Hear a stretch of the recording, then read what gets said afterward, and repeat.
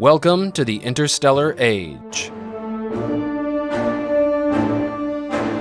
Season 2, Not Alone.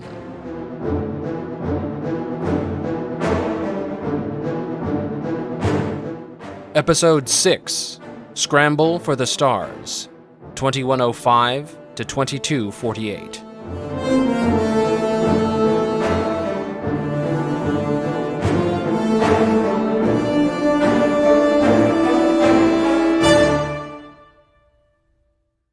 The Treaty of Mars in 2104 created a new galaxy for humanity and the Virginids.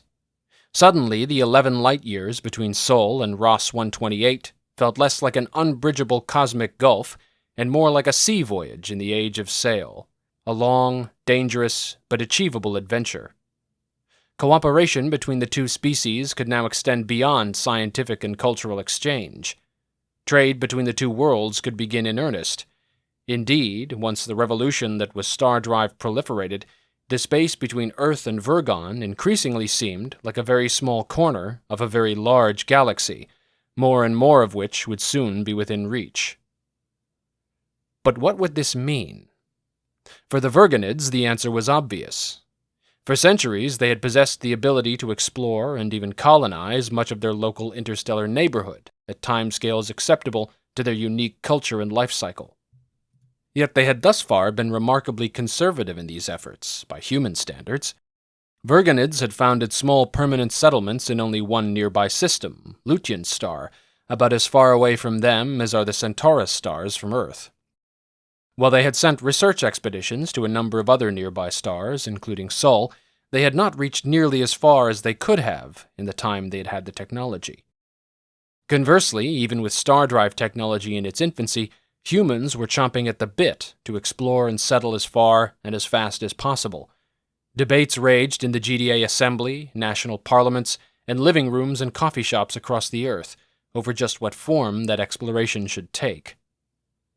Advances in telescope astronomy in the latter half of the 21st century had led to the discovery of numerous star systems with planets capable of supporting Earth-type life.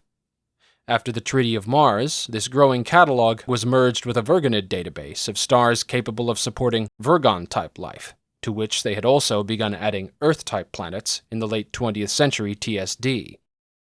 Dozens of these star systems were within the theoretical range of even first-generation star drives.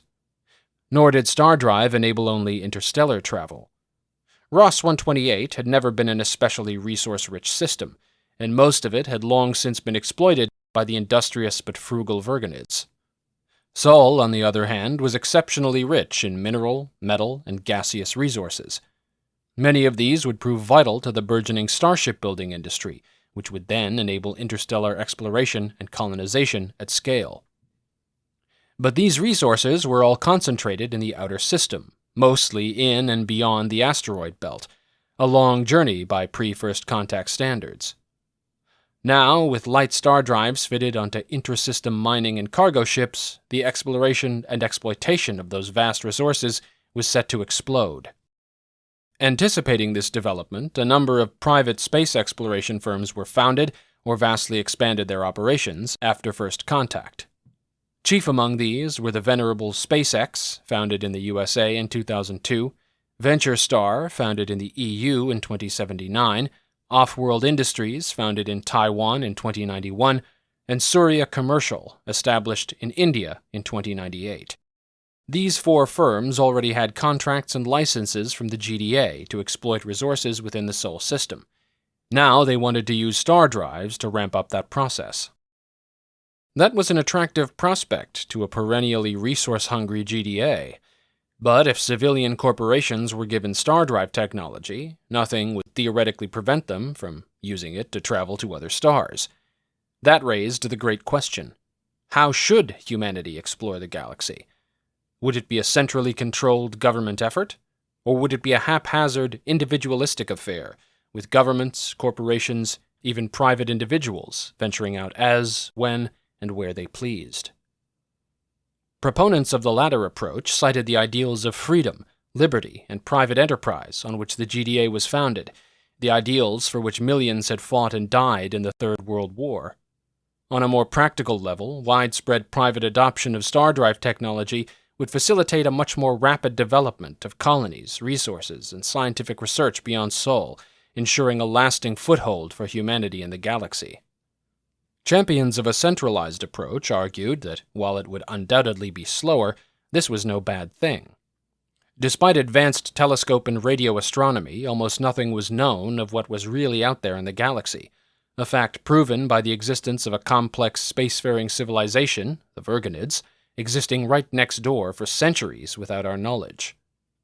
That was to say nothing of the mysterious UACs that had been seen by both humans and Vergonids up until first contact. Doubtless they were of alien origin, which meant someone or something must have launched them, even if millions of years ago. That someone or something might still be out there, and its intentions were unknown. In light of that, hundreds or thousands of individual missions racing off into the galaxy with no coordination or concern for what they might discover, or what they might lead back to Earth, hardly seemed prudent. However, there were prudent arguments in favor of more rapid expansion, too. Whatever the UACs were, they clearly already knew the location of both Earth and Vergon. If hostile, they could strike at will, with superior technology. Permanently spreading humanity beyond a single system might increase the odds of our survival should the worst happen, as well as giving us access to intelligence and resources we would otherwise lack. One resource was in the minds of advocates for both forms of expansion: antimatter. Star drive engineers had coaxed significant power out of the latest generation of fusion reactors, enough to satisfy the enormous energy demands of the star drive's anti-graviton and Higgs anti-boson generators.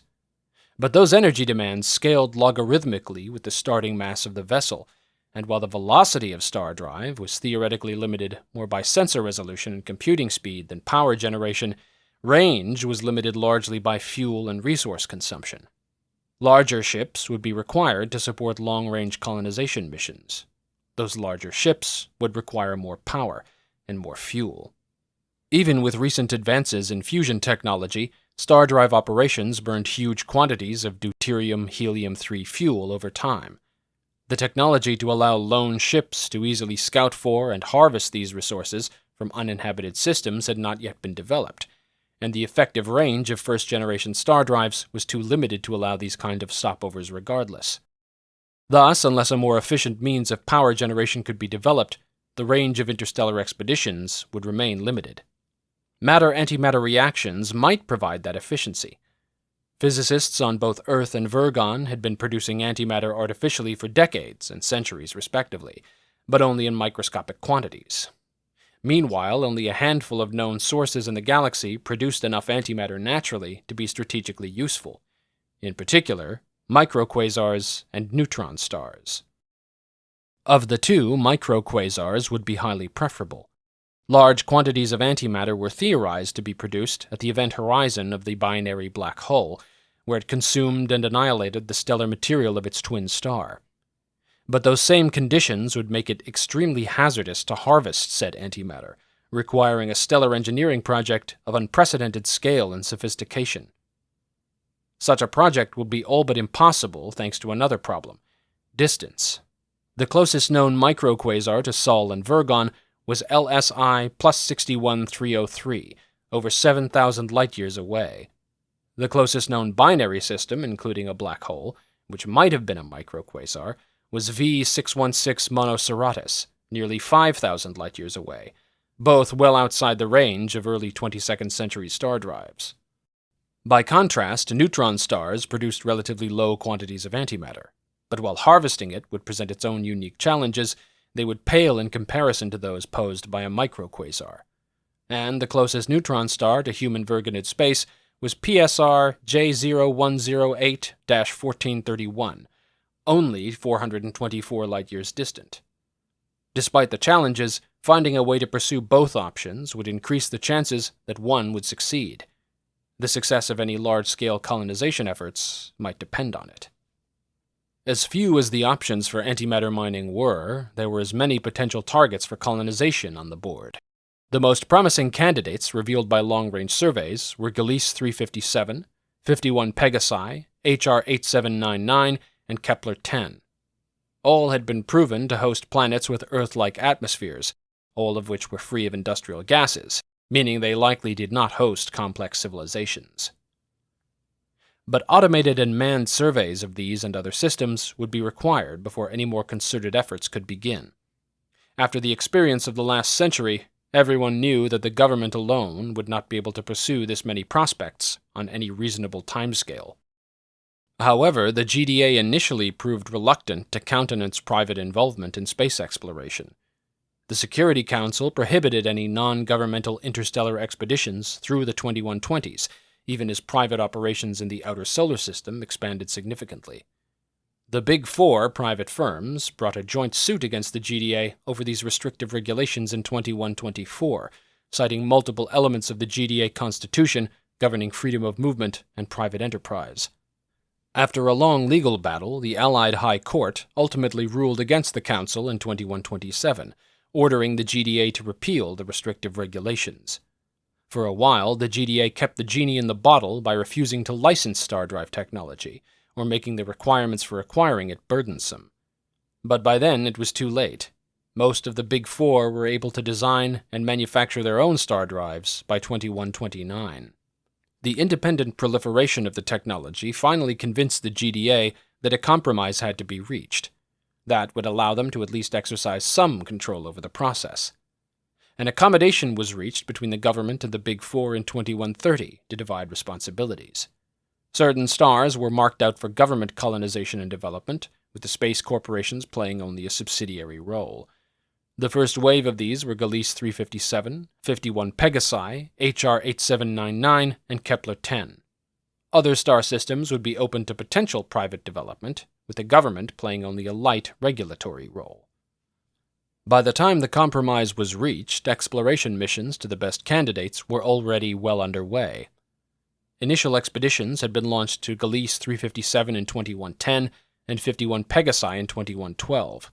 Both found one planet suitable for immediate human habitation and a second which might be suitable following minor terraforming efforts.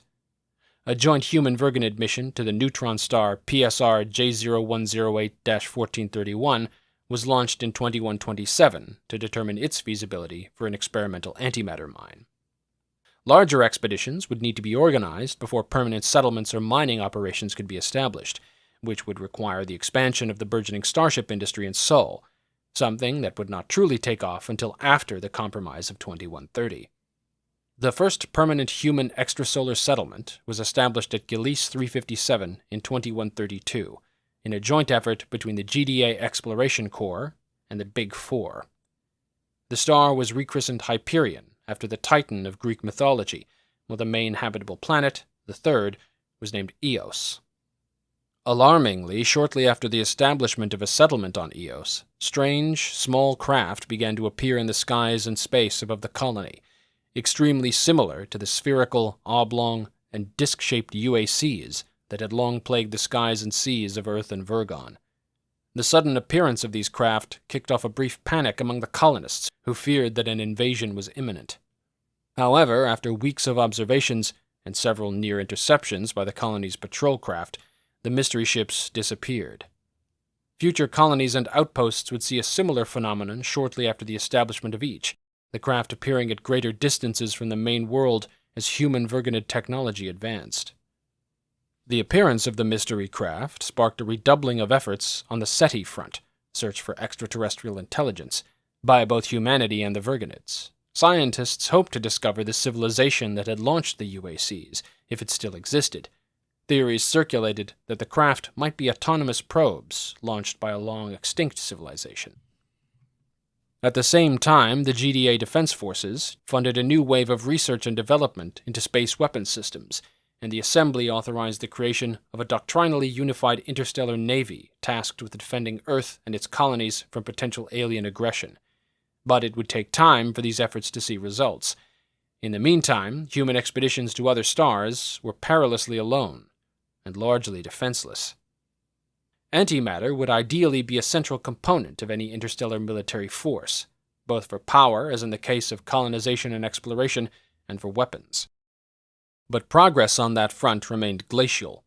An experimental antimatter mine was established in PSR J0108 by 2141, in a joint contract between the Virginids and VentureStar.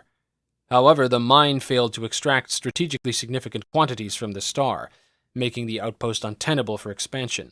It would continue to produce antimatter for research purposes, but was otherwise scaled down after 2145. That same year, VentureStar launched a long-range exploratory expedition to the 4 Draconis cataclysmic variable binary system. The mission was intended to determine the feasibility of using mass manipulation technology to artificially accelerate the collapse of the cataclysmic variable white dwarf portion of the binary system, thus creating a microquasar close enough to human Virginid space, at 570 light-years, to facilitate industrial-scale antimatter mining. The following year, a joint human-Virginid unmanned mission was launched toward the LSI plus 61303 microquasar. The innovative AI-governed long-range craft was powered by an experimental matter-antimatter reactor, with fuel drawn from the pilot mine at PSR J0108. Its mission was to travel to the microquasar, then use its complement of construction drones to build a test facility, demonstrating the feasibility of microquasar mining itself. That done, it would return to base carrying its data, but it would only have the fuel to make the return trip if the experiment were successful. Meanwhile, as investigations into the new UAC threat proved yet another dead end, the colonization project continued. Wolf 1061 was settled by the Virginids in 2141. The second GEC colony was established at Helvetios in 2150, with the settled world being rechristened Taranis. Colonies were also established at HR 8799 in 2165 and Kepler 10 in 2181, the stars rechristened Valmiki and Shiha, the settled worlds Rama and Zhenghe. Heading into the latter half of the 22nd century, the GEC maintained a deliberate and cautious approach to expansion. With star drives still limited to fusion power sources, there was concern that overextension might result in the loss of a colony due to lack of supply and support. Colonization remained a polarizing issue on Earth. Many Terrans were extremely enthusiastic about the new frontier, and extrasolar missions never lacked for volunteers. But just as many were fearful of the potential negative consequences, from antagonizing hostile aliens to the old standard of wasting resources that would have better been spent on Earth. The GEC feared that the failure of a major colony would give fuel to the doubters and undermine the entire enterprise. Independent research and resource outposts had been established around several stars lacking habitable planets, first at Epsilon Eridani in 2133 by Off-World Industries, with several more following over the succeeding decades. But lacking more advanced star drives, the Big Four had so far failed to take full advantage of their legal right to establish permanent settlements far from Sol. That was all about to change. In 2179, 2 of the Big Four, SpaceX and VentureStar, merged, keeping the name VentureStar as it was the more successful of the 2 corporations. The new entity announced that after decades of R&D, they had developed and patented a method for accelerating the collapse of the cataclysmic variable star at 4 Draconis into a black hole, thus facilitating the creation of an artificial microquasar, the holy grail of space technology for almost 50 years. This incredible achievement was based in part on the corporation's efforts in 4 Draconis since 2145, and in part on the results of the mission to PSR J0108, which had finally returned from its 2-decade mission in 2165. Building the Higgs graviton generators necessary to achieve the collapse would be a titanic undertaking and required additional R&D beyond the capabilities even of VentureStar, meaning it would need to be a joint project between VentureStar, the GEC, and the Virginids. The only price VentureStar asked from the GDA for their part in developing the technology was free trading access to the produce of any antimatter mines constructed around the microquasar, cleverly anticipating that the GEC would seek to restrict access to antimatter to prevent private enterprise from conducting long-range exploratory and colonization missions. Faced with the alternative of trying to develop their own version of the technology, and potentially having the Big Four proceed without them, the GDA agreed to the deal. The project began almost immediately, but despite enormous investment, would not come to fruition for over a decade.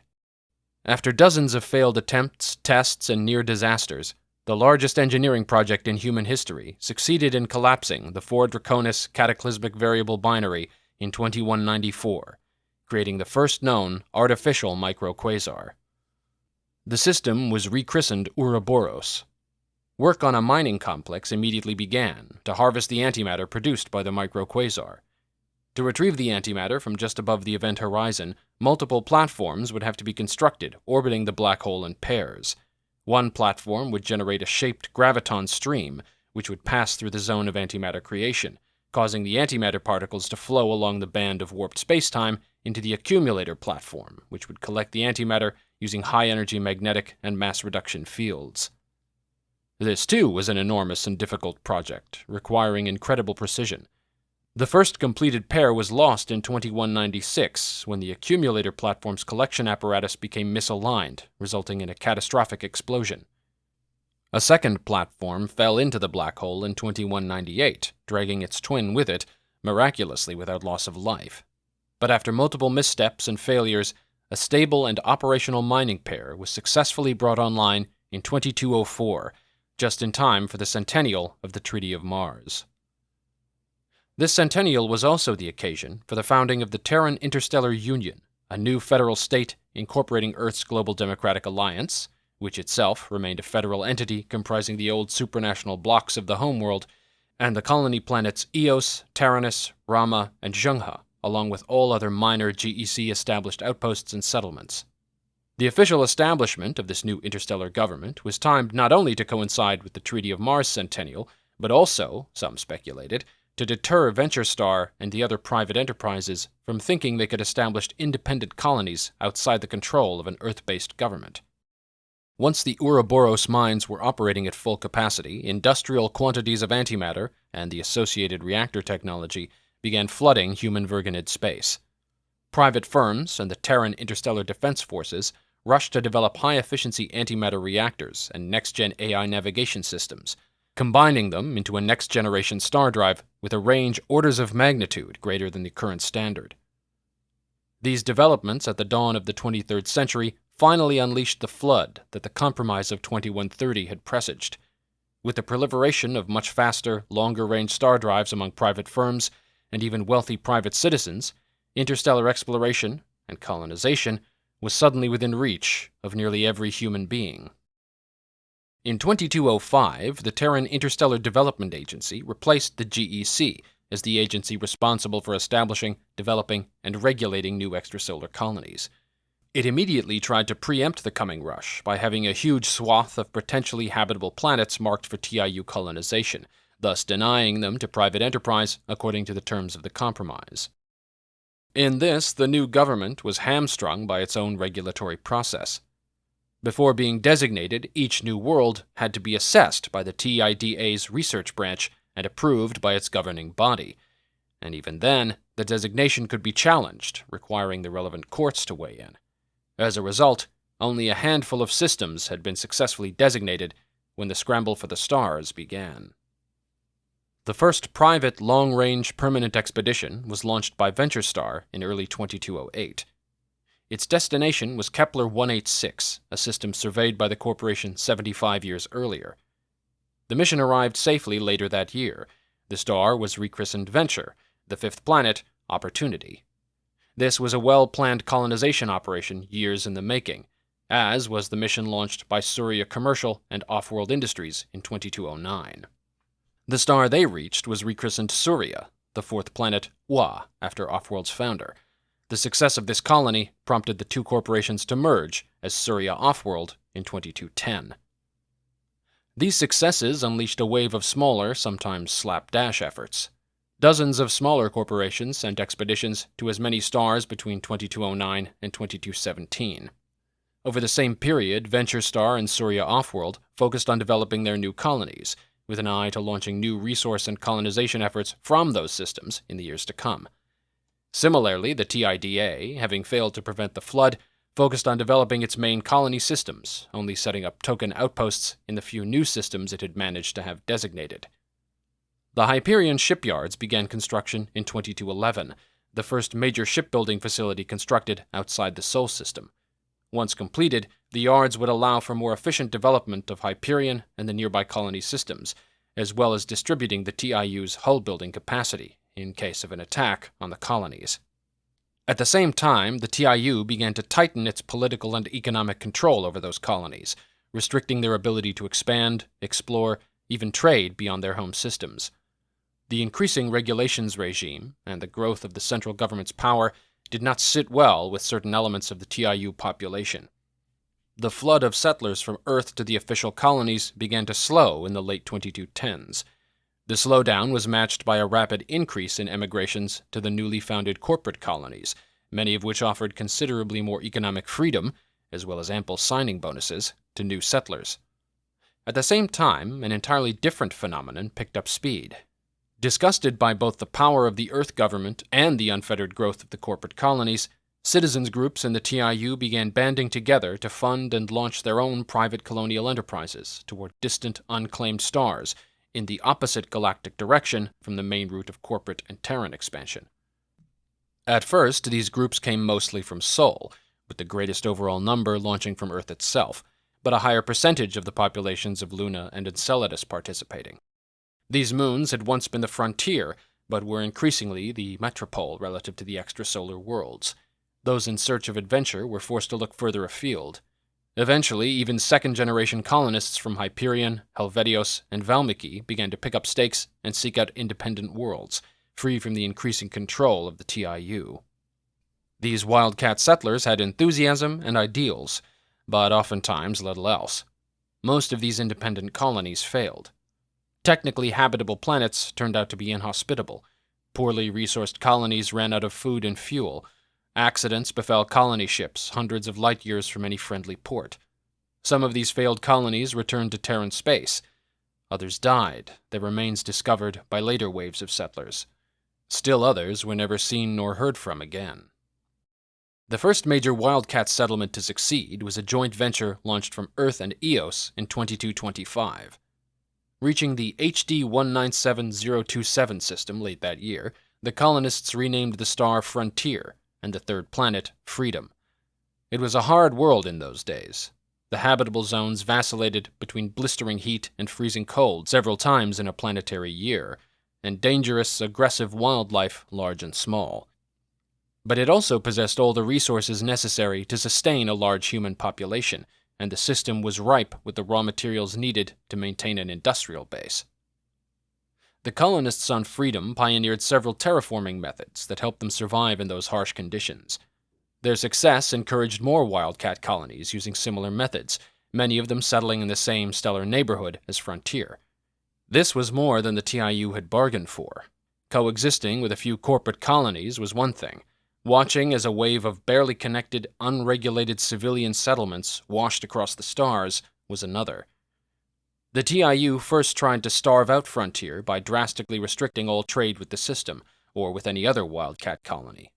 Freedom was nearly self-sufficient by this time, but not entirely so. Without any outside supplies, they would eventually have had to pack up shop and head for home. But the Frontierites would not be so easily dissuaded. They clung stubbornly to their new world until space megacorporation Surya Offworld stepped in, signing a favorable new trade deal with Frontier. Surya would take a loss on most deals with the colony for the first 2 years, particularly as trade with the TIU would suffer as a result. The move was not charity. Frontier would become the hub for all trade in the Wildcat sector, serving as a conduit between the independent colonies and Surya Offworld. Over time, the booming economies this created would pay back the Space Corp tenfold what it initially lost on the deal. Furthermore, the deal was the first major, formal diplomatic agreement signed between a Wildcat colony and any other power. Frontier was immediately legitimized as a genuine, independent state, not just a breakaway Terran settlement. More Wildcat ventures and emigration from the TIU to the existing independent colonies exploded following the maturation of the deal in 2231. The TIU's best efforts to strangle the Wildcat colonies in the cradle had only served to strengthen them. By mid-century, human presence in the galaxy had increased geometrically relative to what it had been 100 years earlier. In 2250, the total human population reached 25 billion. Now competing with the generous incentives of the corporate colonies and the promise of freedom and adventure on the wildcat worlds, the TIDF began offering increasingly generous incentives of its own to lure settlers to the Terran colonies. The success of these efforts, plus massive automation and government investment, helped these worlds develop rapidly through the middle of the 23rd century. At the same time, human Virgonid scientific expeditions were reaching further and further stars, thousands of light years from Earth and Virgon. The TIU, the corporate worlds, and Frontier were also ranging increasingly far in search of new sources of antimatter. Several candidates for artificial microquasars were identified, but these were long-term projects. Ouroboros would remain the only major source of antimatter for both humans and Virgonids until well into the 24th century. Fortunately, the mines there were now providing more than enough to serve those growing needs. Although as a single source of a vital resource, it remained a potentially fatal strategic vulnerability. But as humanity had yet to encounter any hostile species in its wide-ranging journeys, few were concerned about such vulnerabilities just yet. In fact, as the 24th century drew closer, humanity was in the midst of a completely unprecedented era of peace. Aside from a few isolated civil conflicts on Earth and scattered instances of piracy and terrorism, there had been no large-scale violence in over 150 years, something that would have been unimaginable in the aftermath of the Third World War. But just as those war-weary survivors could never have imagined that they were witnessing the dawn of an age of peace, the hopeful explorers and colonists of the mid-23rd century had no idea that that age was about to come crashing to an end. For in their rush to escape the overbearing hand of the TIU, wildcat colonists had unwittingly attracted the attention of something far more terrifying. In 2248, a small group of wildcat settlers from Earth, Valmiki, and Eos set out for a new star to make a start for themselves. They arrived later that year, rechristened the habitable planet Locke, and sent a messenger skiff back to the nearest human colony, Horizon, confirming their safe landing. They were never heard from again. At first, this raised few alarms. While they typically didn't vanish without a trace, most wildcat colonies did fail within the first year. The incident was ignored by most of the other independents, who were too wrapped up in their own survival to care. Most observers in the TIU, those who took any note at all, greeted the disappearance with a shrug and a "that figures," or even a "serves them right." It took more than 20 years for the horror that had befallen Locke to be uncovered. In 2270, an expedition from Freedom landed on the planet and found the ruins of the colony, the burned husks of prefabricated structures and vehicles, the broken, skeletal remains of unburied bodies, and the hastily hidden data chips recording an attack by a savage and technologically advanced alien race. Utterly ruthless, saurian in appearance and aspect, these aliens had killed only half of the 75 colonists. The rest they had taken away when they left the world behind. But even that revelation carried little surprise. For by 2270, that horrifying fate had become all too familiar to the people living on the frontier of human exploration.